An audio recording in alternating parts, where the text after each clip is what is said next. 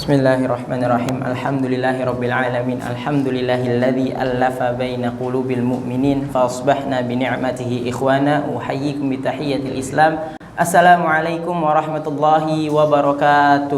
Waalaikumsalam warahmatullahi wabarakatuh. Alhamdulillahirabbil alamin. Alhamdulillahilladzi khalaqani fa huwa yahdin walladzi huwa yut'imuni wa yasqin wa idza maridtu fa huwa yashfin walladzi yumituni thumma yuhyin. Asyhadu an la ilaha illallah wahdahu la syarikalah wa asyhadu anna Muhammadan abduhu wa rasuluh la nabiyya ba'dah amma ba'd. Ibu-ibu, bapak-bapak, para jamaah mushola Yasir yang dirahmati Allah Subhanahu wa taala.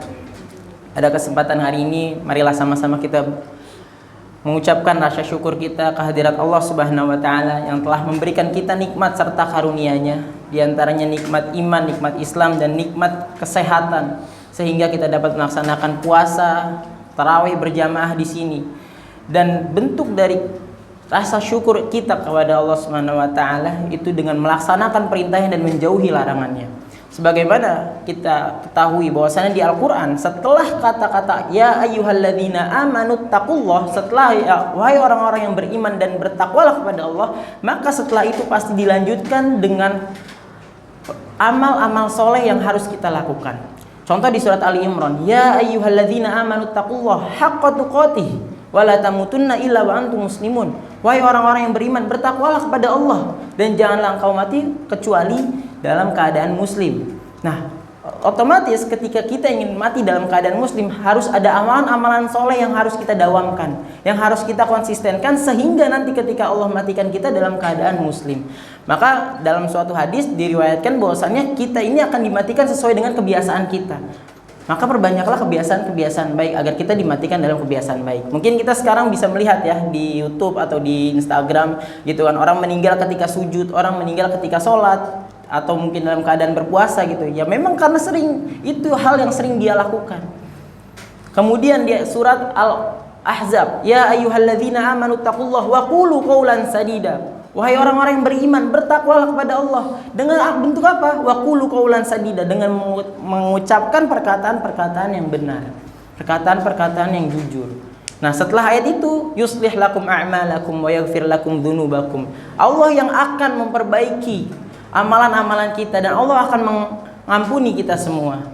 Kemudian di surat Al-Maidah, ya ayyuhalladzina amanu taqullaha. Wahai orang-orang yang beriman, bertakwalah kepada Allah. Hasil dari implementasi ketakwaan kita apa? Wa batagu ilaihil wasilah, dan carilah wasilah, carilah pekerjaan-pekerjaan yang dapat membawa kita kepada ketakwaan itu. Berdagang atau bekerja dan lain sebagainya, belajar, itu merupakan wasilah kita untuk mendekatkan diri kita kepada Allah Subhanahu wa taala. Wa batagu ilaihil wasilah wajahidu fi sabilihi, dan berjihadlah dan bersungguh-sungguhlah, berjuanglah dengan wasilah yang telah kita ambil. Kita telah memilih, kita sedang belajar, bersungguh-sungguhlah dalam belajar. Kita sedang bekerja, bersungguh-sungguhlah dalam bekerja. Wajahidu fi sabilihi la'allakum tuflihun.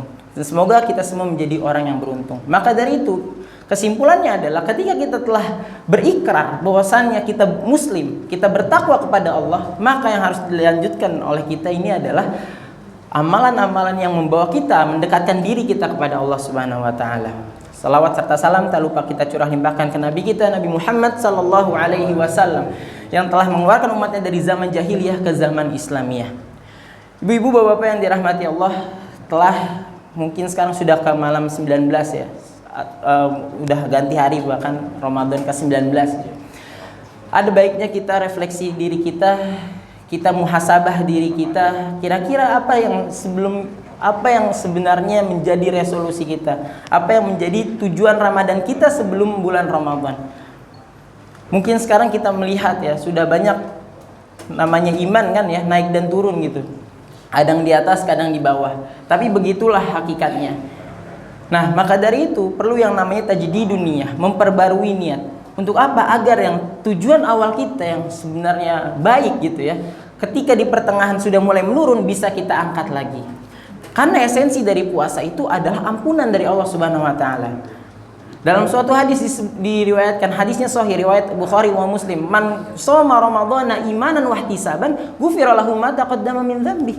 Barang siapa yang berpuasa ya, Wan shoma Ramadan, berpuasa Ramadan imanan wahtisaban, dengan keimanan dan penuh pengharapan dan penuh yang namanya evaluasi diri, maka ghufira lahu ma taqaddama min dzambi, akan diampuni dosa seluruh dosanya.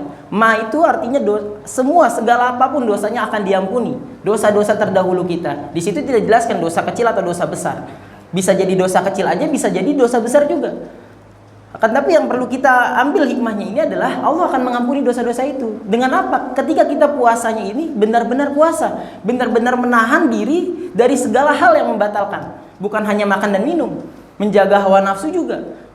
Melakukan perbuatan-perbuatan yang sia-sia juga itu merupakan salah satu bentuk ihtisaban. Kemudian kita evaluasi amalan-amalan kita, menintrospeksi amalan-amalan kita yang sebelumnya. Dan ketika soma ini kan dilakukan berpuasa ini di siang hari, ya. Di siang hari kita rutinkan puasa. Kemudian diriwayatkan lain, man qoma ramadhana imanan wahtisaban ghufira lahu ma taqaddama min dzambi. Di riwayat lain juga disebutkan, barang siapa yang menghidupkan malam, man qoma, menghidupkan malam pada bulan Ramadan, atau ada yang mentafsirkan bahwasan itu qiyamul lail, ada yang mentafsirkan itu adalah salat tarawih. Ada yang mentafsirkan itu antara dari waktu sholat tarawih sampai waktu sahur, itu waktu qiyamul lail gitu ya. Nah, ghufira lahu ma taqaddama min dzambi, imanan wa ihtisaban ghufira lahu ma taqaddama min dzambi. Maka ibu-ibu dan bapak-bapak semua, kita bisa ambil hikmahnya. Puasa ini Ramadan ya, paginya, siang, sore dan malam semua isinya ampunan. Maka ketika Aisyah radhiyallahu anha bertanya kepada Rasulullah, "Wahai Rasulullah, apa harus doa yang kita dawamkan selama Ramadan?" Rasulullah tidak tanpa perlu berpikir panjang langsung menjawab, Allahumma innaka afuun tuhibbul afwa fa'fu anna. Mungkin bapak-bapak dan ibu-ibu sekalian sudah hafal gitu. Tinggal kita rutinkan, tinggal kita dawamkan. Apa yang kita kejar di bulan Ramadan selain ampunan? Itu yang harus kita kejar. Karena rugi sekali apabila kita masuki bulan Ramadan kemudian kita merasakan puasa, setelah itu tidak diampuni dosanya. Rogima'an furojulin dakhala alaihi Ramadan falam yughfar lahu. Kata Rasulullah sallallahu alaihi wasallam, sungguh celaka, sungguh rugi orang yang ketemu dengan Ramadan kemudian bisa berpuasa akan tapi tidak diampuni dosanya. Karena pagi, siang, sore, malam itu isinya semua ampunan dari Allah Subhanahu wa taala. Kita juga sudah tahu bersama bahwasannya setan-setan dibelenggu, ya kan? Udah nggak ada lagi tuh. Kan tapi kita masih melakukan maksiat. Nah, ini setannya siapa gitu kan? Insyaallah gitu. Tinggal bagaimana kita mengontrol hawa nafsu kita.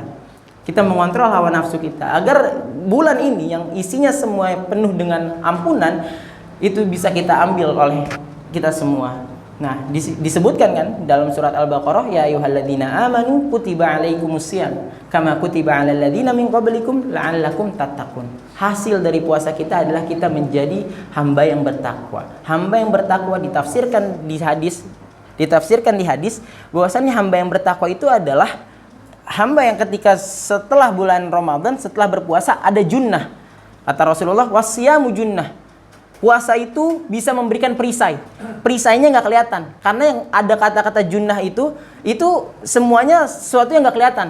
Junnah artinya perisai nggak kelihatan. Jinnah artinya jin yang nggak kelihatan. Jannah artinya surga yang nggak kelihatan. Tinggal dia ubah aja harokatnya gitu kan. Akan tapi di sini junnah. Ketika kita puasa benar, kita menjadi hamba yang bertakwa, maka setelah Ramadan amalan-amal yang sudah kita dawamkan di bulan Ramadan itu akan terus berjalan. Itu akan terus berjalan. Itu adalah tanda ketika Ramadan kita berhasil. Maka ketika Ramadan kita berhasil, tandanya apa? Tandanya ketika setelah bulan Ramadan kita masih mendawamkan hal-hal yang kita kerjakan di bulan Ramadan. Makanya setelah Ramadan ini ada puasa Syawal 6 hari. Di situ cuma 6 hari, Pak. 6 hari, Bu. Pak, tapi sungguh luar biasa sulitnya gitu. Ya, ketika puasa hari pertama, kedua, ketiga gitu. Oke lah, sama keluarga gitu. Kita masih jelajah iftar, kue lebaran gitu kan. Tapi hari-hari berikutnya juga semakin hari semakin sulit untuk berpuasa. Nah, berarti itu tandanya kita masih belum berhasil di puasa itu. Nah, maka dari itu saya pribadi mengajak diri saya dan juga para jamaah kita mengintrospeksi diri kita bahwasannya kita masih ada 10 hari lagi nih. Masih ada 10 hari lagi yang di situ ada malam Lailatul Qadar. Malam Lailatul Qadar ini lebih baik dari 1000 bulan. Kita ini hidup sudah berapa tahun ya? Udah 20 tahun, 30 tahun, 40 tahun, 50 tahun. Karena satu malam Lailatul Qadar itu lebih baik dari 1000 bulan. Ketika ya kita mendapatkan Lailatul Qadar itu,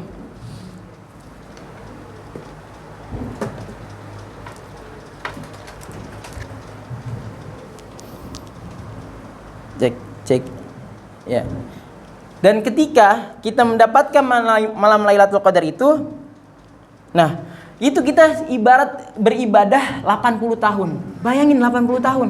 Kita ini hidup sudah taruhlah 50 tahun kali 80, 400 tahun, 4000 tahun ya. 4000 tahun totalnya.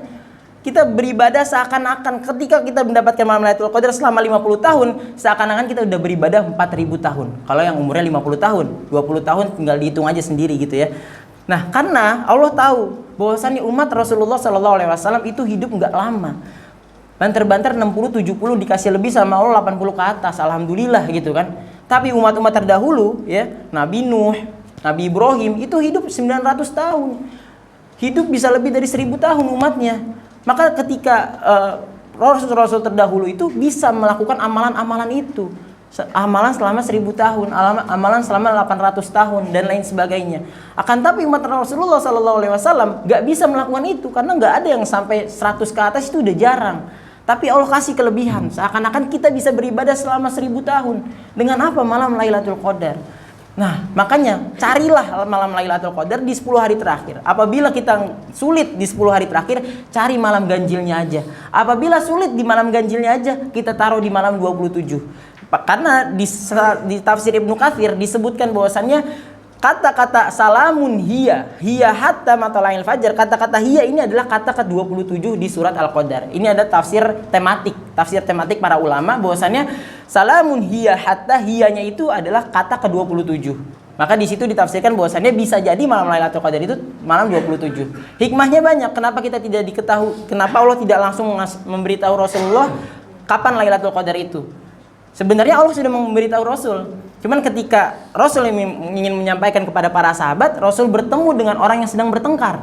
Maka seketika itu Allah angkat ingatannya supaya tidak pasti gitu dikasih tahu ke sahabatnya. Tapi hikmahnya banyak. Akhirnya kita tidak beribadah satu malam aja. 10 hari terakhir cari, kalau sulit malam ganjil, kalau sulit malam 27. Mungkin itu aja Bapak-bapak Ibu-ibu.